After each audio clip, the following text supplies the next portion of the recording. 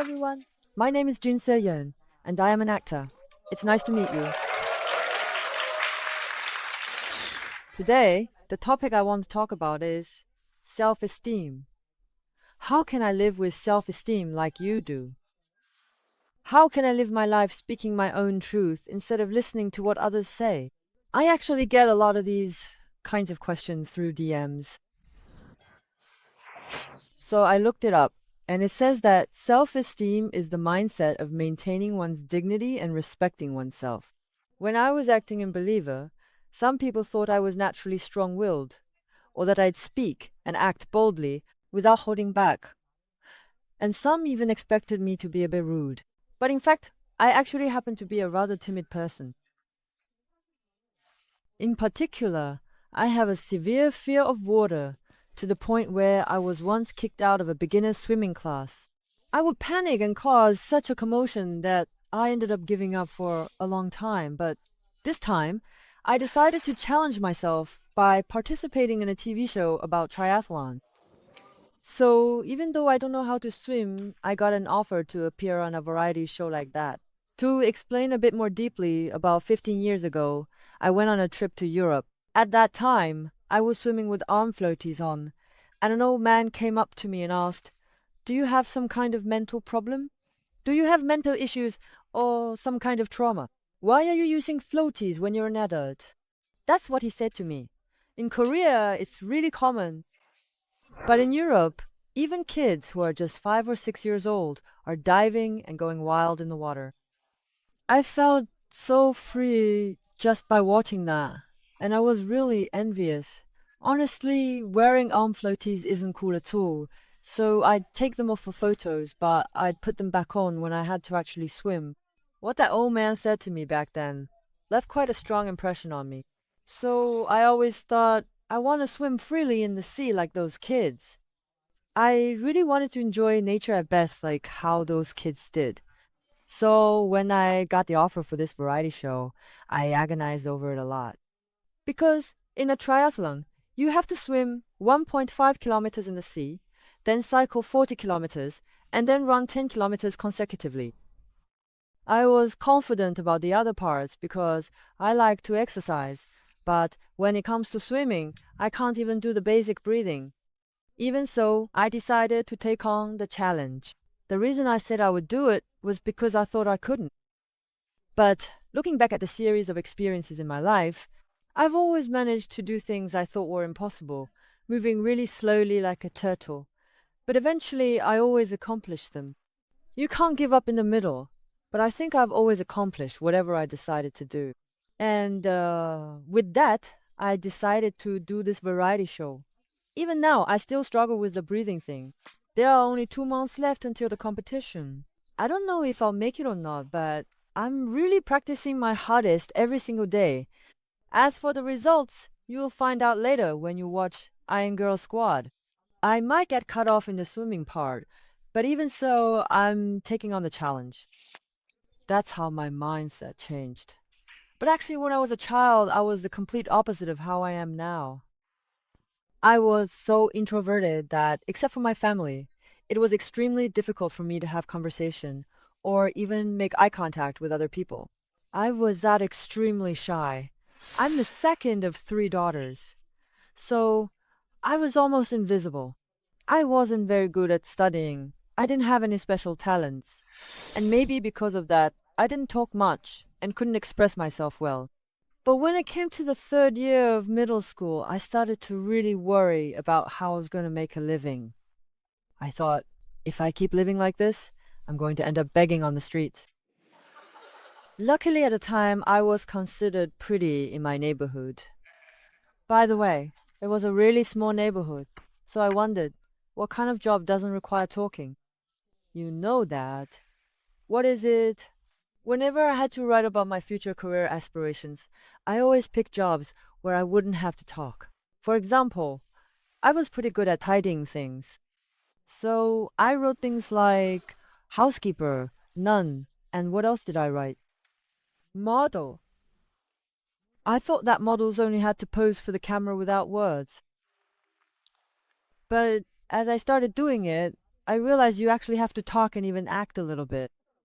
As I discovered the fun of acting, I became who I am today. Some people say I have a very confident charm when they see me in movies or on Funstrand, and people often ask me about ways to boost self-esteem.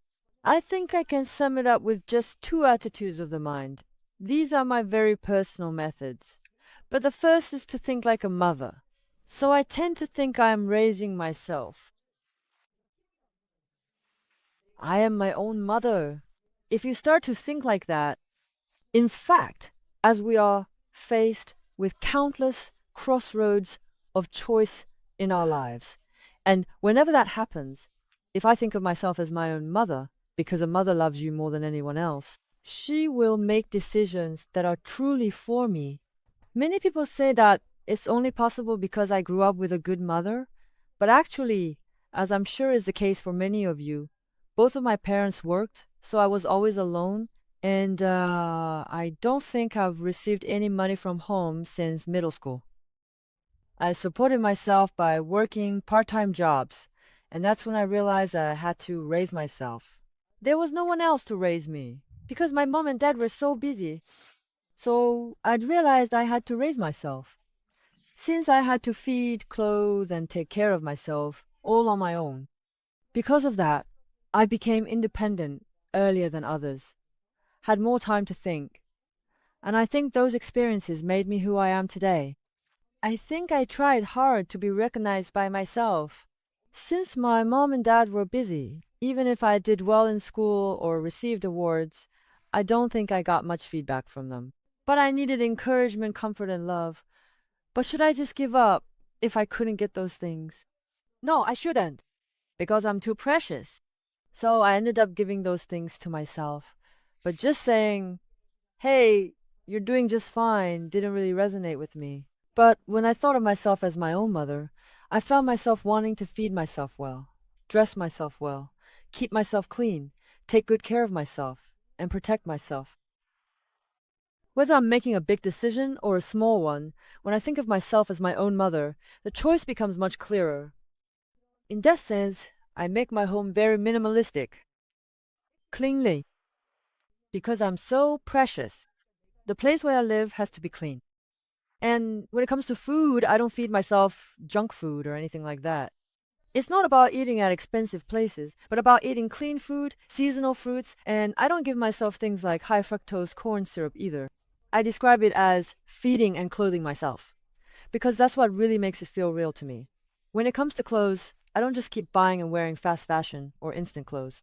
I buy one good quality, sometimes expensive, piece of clothing and wear it for 10 or even 20 years. I don't shop a lot either, but there is one thing I always do once a year.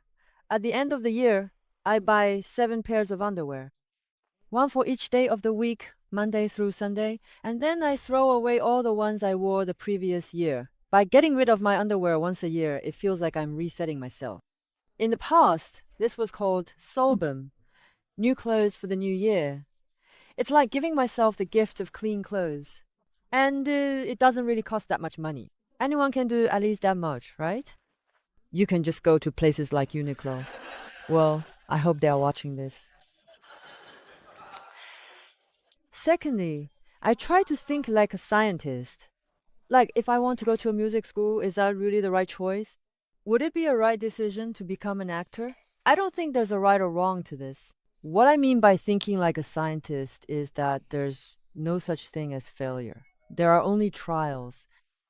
The first attempt, the second attempt, the 100th attempt, the 10,000th attempt, and the result of that 10,000th attempt is who I am now.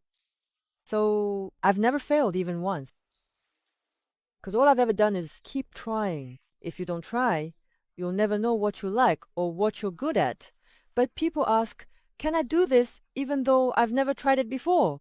People tend to ask such questions, but honestly, it's an absurd question. How would you know if you haven't tried? With trials, you build up case 1, case 2, case 100, even case 10,000, and I think all of that adds up. I don't think there's such a thing as a useless effort. Whenever people do something, they wonder, isn't this a waste of time?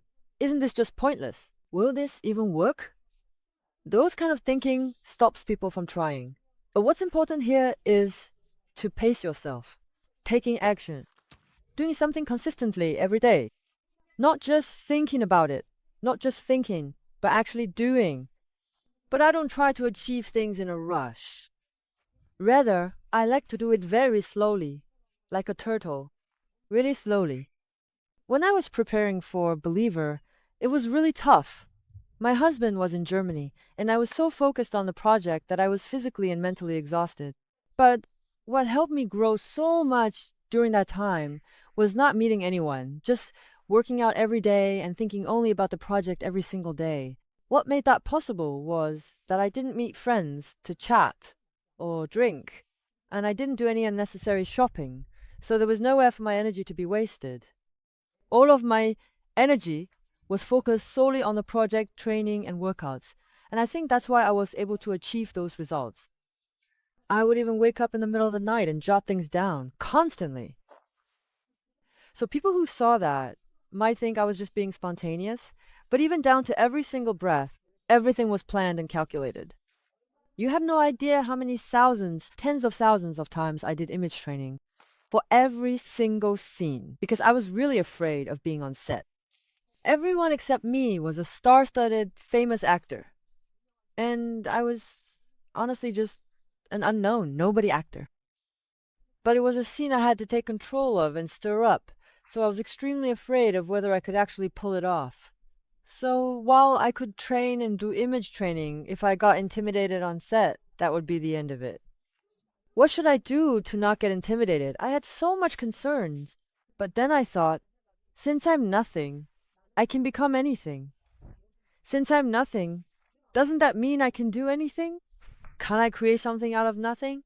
With that thought, I realized I just had to go for it.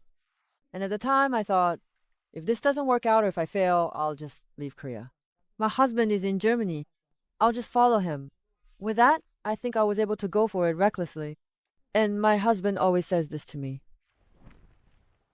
Don't put yourself in a box. I think that's what made me stop setting boundaries for my own limits. Sometimes, on variety shows or elsewhere, I say things like, I'm going to make it to Hollywood. I'm going to star in Avatar 8. I say things like that, but honestly, I can't speak a word of English right now. But as I keep stacking up experiences of trying things that seemed impossible, like, then maybe I should try memorizing just 2 words a day? I know I might never be able to speak English perfectly. But if I keep at it, eventually I'll be able to reach somewhere. I believe in persistence. At least that's been true to me. And also, I never had a role model. I am asked of this quite a lot during interviews. Who is your role model? So, whenever I had to answer about my role model in interviews, I would really try to think of someone. But there was always something missing. Even though I really liked someone, there was something else that just didn't sit right with me. Or there was always something like that.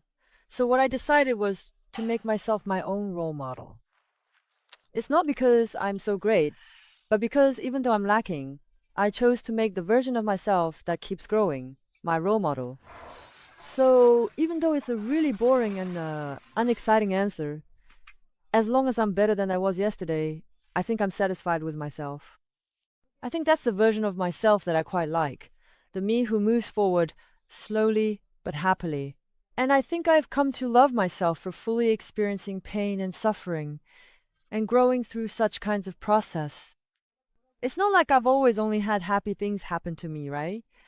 There were times of pain, times of hardship, and even times when I wanted to die, just like everyone else. But how I accept those things, how I transform them, that's something I get to decide. So it's up to me to make that decision. And after those painful moments pass, I find myself gradually spreading my wings. Little by little, step by step, and I have no doubt that I'll be able to fly far away eventually because of what I've experienced. There was a time when a junior came to me, crying her eyes out. It was the middle of the night, and she showed up completely battered from dating violence. What I told her then was this. hey, you need to think of yourself as your own mother and take care of yourself. You absolutely must protect yourself. Say, if you were your own mother, would you let yourself see someone like that? Would you let things get this bad? And she sobbed her eyes out, saying there's no way she would ever let that happen. When you think of yourself as your own mother and take care of yourself, you will get to end up wanting to feed yourself well, making sure you get good sleep, and being on your own side. I think that's an obligation you owe to yourself more than anyone else. So I sincerely hope all of you here will take good care of yourselves too. And to the question, what is self-esteem? This is my answer. I hope that through my story, many of you will be able to bring out your true selves. And I wish you all the best as you walk boldly toward a life where you live as your true self, and toward new goals, and beyond. That's the end of my story. Thank you.